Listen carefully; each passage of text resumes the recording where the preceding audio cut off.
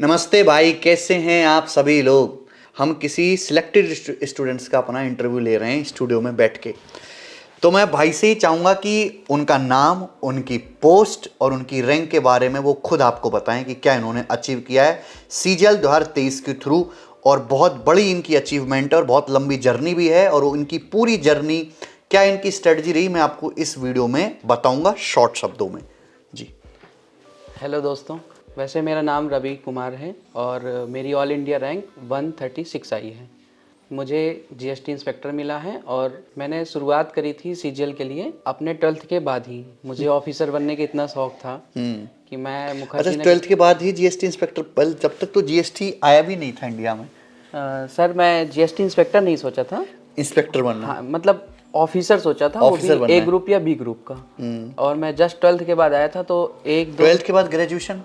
Graduation मैंने BSc किया है, फिजिक्स केमिस्ट्री मैथ्स। तो 12th के बाद जब आप आए तो आपकी एज कितनी थी? तो 17 साल का था मैं। 17 साल की उम्र में घर छोड़ के मुखर्जी नगर आ गए तैयारी करने बिल्कुल बिल्कुल। अकेले। हाँ, एसएससी की तैयारी कैसे शुरू करी आपने? तो सर आए यहाँ पे गए मुखर्जी नगर में, तो मैंने देखा कि एसएससी के लिए 12,000 फीस थी। 12,000 की? तो एक सब्जेक्ट की कोचिंग थी कि पूरी कोचिंग नहीं, थी? पूरी कोचिंग थी। और 12,000 वो की भी 2 कोचिंगों का कंपटीशन की वजह से 18 से 12 की गई थी अचानक से, वरना 18,000 फीस वरना थी। 18,000 थी वो। और आज मात्र 3,000 रुपये में तुम पूरा एसएससी तैयार कर सकते हो ऑनलाइन, बिल्कुल घर सर, बैठे बैठे, बिल्कुल सर। और ज़्यादा बेटर तरीके से। जब मैं आपको देखा था यूट्यूब में तो मैंने सोचा कि ये टीचर इतना अच्छा पढ़ाते हैं, कम से कम 10,000 रुपये कोचिंग होगी।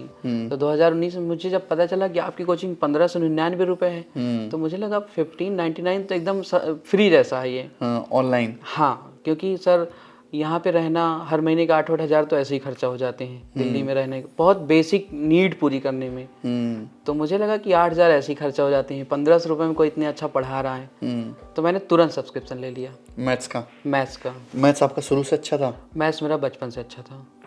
मैथ्स आपका अच्छा था। तो फिर जैसे हमने पढ़ाना शुरू किया, अर्थमेटिक, एडवांस, नंबर सिस्टम, और उसमें मैं सारा ही सिलेबस पढ़ाता हूँ।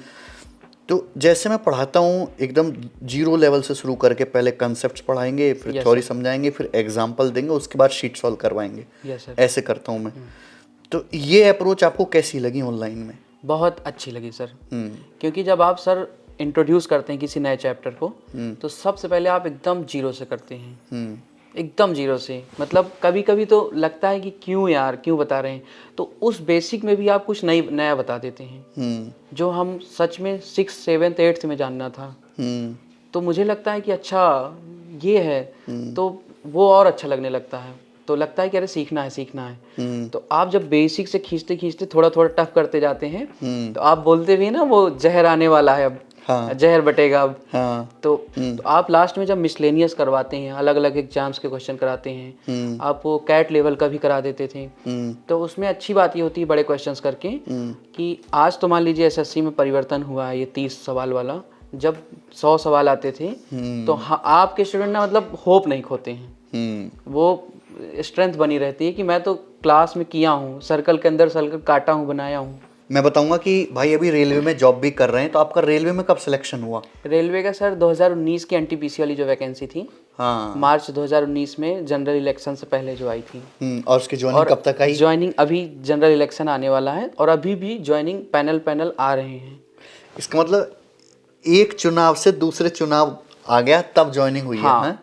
सर पूरा पंचवर्षीय योजना बनी है रेलवे में। बिल्कुल बिल्कुल। तो अभी जो वैकेंसी आने वाली है इसकी ज्वाइनिंग फिर जो 2028 का जो इलेक्शन होगा उसमें जाके होगी 2029 में। 2029 में ऐसे ही होने वाला है।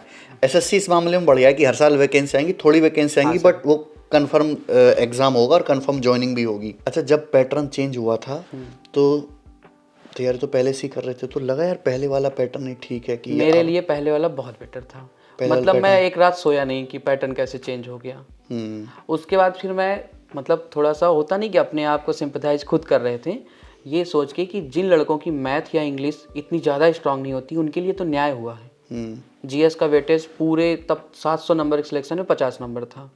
उसके बाद अब 390 नंबर में 75 नंबर होना बहुत अच्छा है जीएस का वेटेज। उस वजह से मैं जीएस पढ़ना शुरू किया।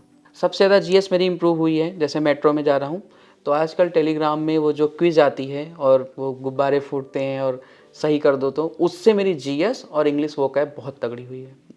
जॉब करते टाइम आते जाते में। घर के टाइम आते जाते में, ट्रेन में, बस में, जीएस और इंग्लिश, क्योंकि इसमें कोई कैलकुलेशन पेन कॉपी का मामला है नहीं, ऐसे किया हूँ। अच्छा, जो आपने मैथ्स पढ़ा ये अर्थमेटिक एडवांस को तैयार करने में टोटल कितना टाइम लग गया, और आपने नोट्स बनाए थे साथ के साथ, और मतलब रिवीजन कैसे करते थे, 3 चीजें जाननी है। बच्चों का मेन इंपॉर्टेंट सवाल यही है कि इतना बड़ा सिलेबस है, सवाल हर साल ना ऐड होते जा रहे हैं।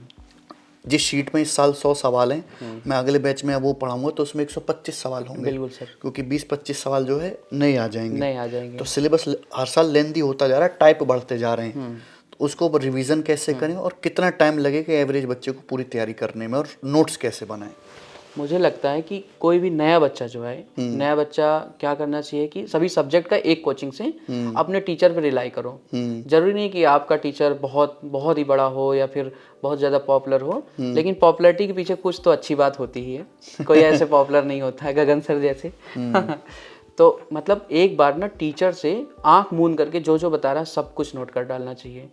और मैंने आपके साथ यही किया था कि आप जैसे पढ़ाते थे तो एक कॉन्सेप्ट बताया, उस कॉन्सेप्ट में 6-7 सवाल करा रहे हैं, तो उसी टाइम मैं इतना फैसला ले लेता था कि इनमें से 3 नोट करने हैं। हाँ, क्योंकि जो आप पहला बताएंगे कॉन्सेप्ट के बाद वो जो 2 लाइन में सवाल खत्म हो रहा है, वो 4 लाइन वाले सवाल में वो चीज़ तो आएगी। तो थोड़ा सा शॉर्ट में नोट्स बनाते टाइम ही शॉर्ट कर लिया था। उसके बाद क्या करता था, आपकी जब सीट डाउनलोड करता था, किसी किताब की जरूरत नहीं, क्वेश्चन की सीट आप इतनी ज़्यादा दे देते थे, तो मैं कभी कोई सीट पूरी नहीं कर पाया। अच्छा, कभी नहीं कर पाया। तो क्या करता था ना, मैं जैसे फ्री टाइम में बैठा तो अपनी ही नोट्स सुंदर से लिखा था, पलटता था और वो कॉन्सेप्ट देखता था, वो क्वेश्चन देखता था, क्लियर। अभी जैसे मेंस देने गया था, अगर मैं 30-40 मिनट मेट्रो में जा रहा हूँ तो मैं पूरी मैथ रिवाइज कर लूंगा 40 मिनट में। ऐसे शॉर्ट नोट्स में ना बच्चा खुद ही बना सकता है, बस वो बाहर मार्केट में नहीं मिलेंगे, कभी नहीं मिलेंगे। मैं हमेशा स्टूडेंट से ही कहता हूँ कि क्लास नोट्स आप ले लो, कितना भी खरीद लो, लेकिन जो आप खुद से नोट्स बनाओगे ना, वो धीरे धीरे वो उसमें से फिल्टर भी होता जाएगा, और जो आखिर में आपके शॉर्ट नोट्स बनेंगे वो ऐसे होंगे कि वो आधे घंटे में आपका पूरा गणित का रिवीजन करवा देंगे। तो नोट्स बच्चे को खुद ही तैयार करने चाहिए। Yes sir. अच्छा, तो उसके बाद आपने सीजल का पेपर दिया, सीएचएसएल का भी पेपर दिया आपने? सीएचएसएल का हमेशा दिया था। कभी एमटीएस नहीं फिल करता था। साल 2021 आया तो मुझे लगा कि एक नौकरी होनी चाहिए, अब मैं पेपर सारे दूंगा। मतलब ग्रुप डी लेवल का कभी नहीं दिया, एमटीएस भी अपना ग्रुप सी है। हाँ, मुझे पहले लगता था ग्रुप डी है, जब ग्रुप सी पता चला तो मैंने एमटीएस फिल किया। तो 2021 का जब एमटीएस देने गया तो मैथ में 25 में 25 सही हुए, मैथ सही थी तो रीजनिंग भी 25 में 25, इंग्लिश भी 25। मैथ्स में स्कोर अच्छा है उसका, रीजनिंग में स्कोर अपने आप अच्छा है। बिल्कुल, तो फिर इंग्लिश में भी 25, तीनों सब्जेक्ट में पूरे 25 सही हुए। और जीएस में मेरे कभी भी 7-8 से ज़्यादा सही नहीं होते, तो उसमें 16 सही हो गए। तो एमटीएस में भी सिलेक्शन हो गया।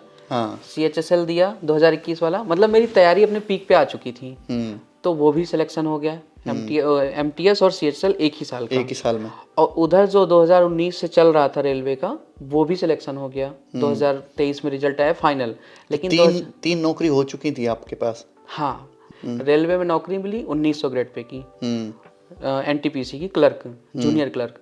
तो उसके कुछ ही दिन बाद एमटीएस को जो करवा के आया था उसका रिजल्ट आ गया था। तो उसके कुछ दिन बाद जब मैं रेलवे करवा के आया तो मुझे लगा कि रेलवे तो मुझे चंडीगढ़ जोन है तो मुझे उधर भेज सकता है, पंजाब हिमाचल की तरफ भेज सकता है। तो मैंने सीएचएसएल का दिल्ली की खातिर 1900 ग्रेड पे ही, उधर भी 1900 इधर भी 1900, सीएचएसएल में डीवी करवाया। अच्छा, कि मुझे दिल्ली में रहना है। फिर सीएचएसएल में नौकरी लगी, लेकिन ओबीसी से हूँ, नंबर थोड़े ज़्यादा थे, यूआर में घुसा दिया। अच्छा, यूआर में घुसने की वजह से मुझे केरल मिल गया। तो जब वो केरल आई तो फिर मैं सीजीएल का भी डीवी करवा के आया। तो सीजीएल 2022 का डीवी नहीं करवाना पड़ा, वो पोस्ट प्रेफरेंस भरना था। तो मैंने सोचा पोस्टल असिस्टेंट तो नहीं भरूंगा क्योंकि वो मुझे मिल चुकी है। फिर लगा अभी रेलवे की ज्वाइनिंग नहीं मिली, सीएचएसएल केरल में है, रेलवे का जोन बहुत दूर तक है, एमटीएस छोटी हो गई, नागपुर मिली थी, करना नहीं था। तो फिर मैंने सीजीएल में भी पीए भी भर दिया। अच्छा, जो डबल एओ भी दिया था सीजीएल में। डबल एओ में 1.8 मार्क्स से 4800 ग्रेड पे की नहीं मिली। 1.8 मार्क्स से 427 पॉइंट समथिंग थे और 429 कट ऑफ थी। डबल एओ में इतना श्योर था क्योंकि दूसरा वाला पेपर डबल एओ का अच्छा हुआ था, लेकिन पहला पेपर गड़बड़ हो गया था पिछले साल। तो मुझे लगा कि पहले वाले से हो सकता है कुछ ना मिले, लेकिन डबल एओ से सीधा 4800 ग्रेड पे उसको पहले रखा और फिर सारी पोस्टें भर दी। लास्ट में मुझे पोस्टल असिस्टेंट मिला और वो भी 2400 ग्रेड पे की थी। लेकिन फिर वही चीज़ हुई कि मेरे नंबर ज़्यादा थे, ओबीसी से यूआर में गया, यूआर से फिर यूआर में जाते ही महाराष्ट्र मिल गया। हाँ हाँ। तो 2400 ग्रेड पे की 2 नौकरियां नहीं गया, 1900 ग्रेड पे की रेलवे आई, कर लिया। और मुझे इतना यकीन था कि मेरे मॉक टेस्ट इतने अच्छे जा रहे हैं, मॉक टेस्ट में 330, 320, 325 नंबर आ रहे थे। कभी शायद गड़बड़ हो जाए तो 300 हो जाए, एक बार तो 342 भी हो गया। तो मतलब जो एवरेज था वो मेरा 320 प्लस था। हाँ, और रियल एग्जाम वाले दिन 336 आ गए। 336 नंबर। हाँ हाँ, और all India 136 rank. All India 136 rank. 6 मेरा लकी नंबर है, 336, 136। बहुत बढ़िया भाई। एक बात बता दूं कि इनका इंग्लिश में जो परफॉर्मेंस है वो बहुत एक्स्ट्राऑर्डिनरी है। 45 में से 43 क्वेश्चन, 43 क्वेश्चन सही हैं, सही है। जबकि हमारे बच्चे 45 में से 34 क्वेश्चन भी ठीक नहीं कर पाते हैं, आपके 43 सही हैं। कैसे इतना ज़्यादा इंग्लिश में इतनी एक्यूरेसी के साथ? आपका अटेम्प्ट तो 45 में से 45 रहा होगा, बिल्कुल बिल्कुल, है ना? 43 सही है। बिल्कुल। क्या कौन सी स्ट्रेटजी थी इंग्लिश पढ़ने की? क्योंकि बच्चे सबसे ज़्यादा परेशान इंग्लिश में, कि फाइनल अच्छी रैंक इंग्लिश के दम पे बनेगी। Yes sir. जिसकी इंग्लिश ज़्यादा अच्छी होगी उसकी रैंक बढ़िया होगी। मैथ्स का एक अच्छी चीज़ है, मैथ्स टफ ज़रूर है, लेकिन अगर आप मैथ्स पढ़ते हैं, कॉन्सेप्ट याद कर लें, फॉर्मूले याद कर लें तो हो सकता है। लेकिन इंग्लिश एक लैंग्वेज है, और लैंग्वेज कोई भी हो लॉन्ग टर्म में अच्छी सीखी जा सकती है। एक तो ये कारण रहा है कि मैं लंबे समय तक रहा हूँ इस फील्ड में इंग्लिश पढ़ते पढ़ते। और दूसरी चीज़, मैंने एक आदत डाली कि मैं जितना भी न्यूज़ सोर्स वगैरह, मेरे इंस्टाग्राम वगैरह सोशल मीडिया अच्छा खासा यूज करता हूँ, सबको हिंदी वालों को हटा दिया, अच्छा, सिर्फ इंग्लिश रखा। तो वो जो कोई 3 लाइन की न्यूज़ पढ़ा और लगा कि एक तो उनका जो लिखने का तरीका है, न्यूज़ वाले तो एकदम एग्जैक्ट पॉइंट लिखते हैं और इतना अच्छा ग्रामर भी नहीं होता, न्यूज़ लिखने का तरीका अलग है। तो वो देखा कि क्यूरियोसिटी बढ़ती है कि ये वर्ड का यार क्या होगा। तो मैं एक हिंखोज नाम की डिक्शनरी रखता था, वो ऑफलाइन भी काम करती थी। अच्छा, तो तुरंत उधर वर्ड डाल के चेक कर लेता था अगर इंटरनेट में नहीं हो तो। और इंग्लिश के लिए जब भी मैं मॉक टेस्ट देता था, मेरा मॉक टेस्ट तो 1 घंटे में प्री का ख़त्म हो गया, लेकिन मैं एनालिसिस भी 1 घंटे करता था हर मॉक टेस्ट की। हर मॉक टेस्ट की। मैं यही कहता हूँ कि मॉक टेस्ट जितना देना जरूरी है ना, उसकी एनालिसिस भी उतनी जरूरी है। बिल्कुल। इतने लंबे टाइम तक आपने तैयारी की तो फैमिली सपोर्ट करती रही कि तुम पढ़ते रहो, कोई दिक्कत नहीं है? या कभी उन्होंने बोल दिया कि यार आप हटाओ, काम कर लो कुछ? फैमिली मेरी, अगर मेरा सिलेक्शन नहीं भी होता था, वो ये जानते थे कि इसमें इसने थोड़ी कम एफर्ट डाला है। अच्छा। हाँ, वो ये देखते थे कि मैं, सबसे अच्छी चीज़, जैसे मैं शहर में ज़रूर रहता था, जब रियल ब्रदर्स के साथ रहोगे तो वो ये तो देख ही रहे हैं कि रहता मेरे ही सामने है, कोई गलत आदत नहीं है, कुछ नहीं है। और बराबर घर वालों से, जो लड़कों के ऊपर से फैमिली वाले होप होते हैं, फैमिली की कोई कमी नहीं है। लड़के भी बहुत, सब स्टूडेंट अच्छे ही नहीं होते हैं, फैमिली भी कब तक खिलाएगी। तो मतलब फैमिली वालों को लगता था कि रहता मेरे ही सामने है, आंखों के, पढ़ता भी है, कुछ कुछ नंबर से स्किप कर रहा है। 2019 में मेरा 30 नंबर से नहीं हुआ, 2020 में मेरे 9 नंबर से नहीं हुए। तो जब 9 नंबर से स्लिप किया तो 2021 में सिलेक्शन कंफर्म ही था। लेकिन एग्ज़ाम जिस दिन 11 अप्रैल को मेरा वो था, प्री था, और 10 अप्रैल की रात को भैया का हाथ टूट गया, स्कूटी से स्लिप कर गए। ऐसी सिचुएशन आ जाती है लाइफ में, बच्चों को लगता है ना मेरे साथ ही गलत हुआ, भगवान जानबूझ के मेरे साथ ही गलत करता है। ऐसा नहीं हो सकता है कि कुछ बढ़िया चीज़ सोच रखी हो, जैसे भाई को एक ही बार में 2023 में ड्रीम पोस्ट मिल गई, बात खत्म। तो आपको ना सोचना नहीं है, कभी भी निगेटिव नहीं लेना कि मेरे साथ जानबूझ के भगवान ने कुछ गलत किया है। जानबूझ के भगवान कभी गलत नहीं करते, आपके लिए कुछ अच्छी प्लानिंग कर रखी है नेक्स्ट टाइम पे, ये सोच के आपको तैयारी करते रहनी है। बिल्कुल सर। सर मैंने ये नोटिस किया है कि जब मैं 2022 वाले साल में पढ़ना शुरू किया अच्छे से, तो उसी टाइम के जो एग्जाम्स हुए थे उनमें सब में नौकरी लगी। ये मेरी 5वीं गवर्नमेंट जॉब है। और मुझे कोई इसलिए गाली ना दे कि मैं 5 गवर्नमेंट जॉब लिया हूँ। हर जॉब, अगली जॉब आई है तो उससे हायर ग्रेड पे की रही है। मैंने पोस्ट नहीं बर्बाद की है। नहीं, ये बहुत सही बात है। जो नए बच्चे तैयारी की फील्ड में आ रहे हैं एसएससी के, जो हिंदी मीडियम से है, जिसका मैथ्स भी ठीक ठाक नहीं है, जो जीएस भी याद करने से कतराता है, उसको याद होती नहीं है, कैसे तैयारी करें? सबसे पहले तो किसी को भी आके ये देखना चाहिए कि एसएससी का सिलेबस बहुत ज़्यादा नहीं है। सबसे पहले तो इस बात के लिए खुश होना चाहिए। एसएससी क्वेश्चंस को रिपीट बहुत करता है। हाँ, एसएससी से ज़्यादा अच्छे क्वेश्चंस तो मॉक टेस्ट वाले बनाते हैं। हाँ, तो ये सब कुछ पॉजिटिव बातें हैं। मैंने गगन सर की एक बुक पढ़ी थी, उससे किया था, वो 7-8 सालों का, मतलब 1500 क्वेश्चन थे। आपने उसमें सॉल्यूशन भी दे रखे थे। तो वो 2017 से शुरू हुआ था। जैसे 2017 में जो पेपर कैंसिल हुए थे उनके भी क्वेश्चंस थे उसमें। तो कोई भी एक बुक लीजिए प्रीवियस ईयर की, पहले अपनी हैसियत देखिए कि हम कर क्या पाते हैं, उस हिसाब से आप टीचर डिसाइड करिए। आप कोई भी टीचर यूट्यूब पे देखिए, 3 4 5 टीचर देख के ये देखिए कि आपको किससे बेहतर समझ में आता है।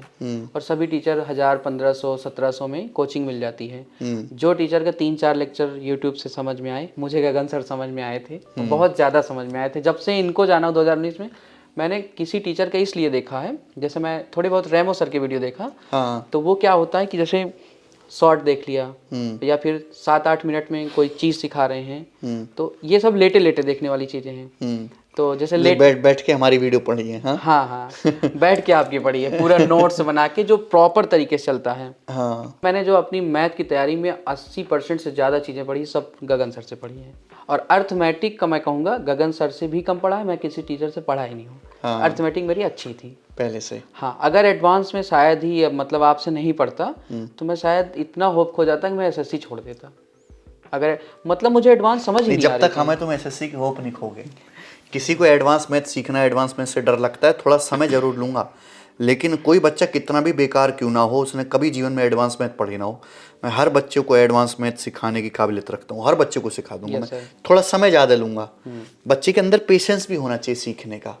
अभी जो नए बच्चे आ रहे हैं उनमें पेशेंस ही नहीं है सीखने का, बहुत जल्दी सीख रहे हैं। मुझे आपने ये जो मेरी स्टोरी शेयर की और इंस्टाग्राम में मुझे मैसेज आ रहे हैं, भैया 6 महीने में तैयारी कैसे की जाए। जिस भैया से पूछ रहे हो उससे पूछो ना कितने साल से है वो। मैं कहता हूँ कि कितनी उम्र है, सबसे पहले मैं एज पूछता हूँ। मैं कहता हूँ क्यों, मतलब आप 22 की उम्र में अगर 23 की उम्र में ले रहे हैं कोई 4600 ग्रेड पे की अच्छी जॉब अपने सही लोकेशन पे, और आप 19 साल की उम्र पे क्लर्क बन जा रहे हैं, केरल चले जा रहे हैं, उससे बेटर है 3 साल बाद पाओ।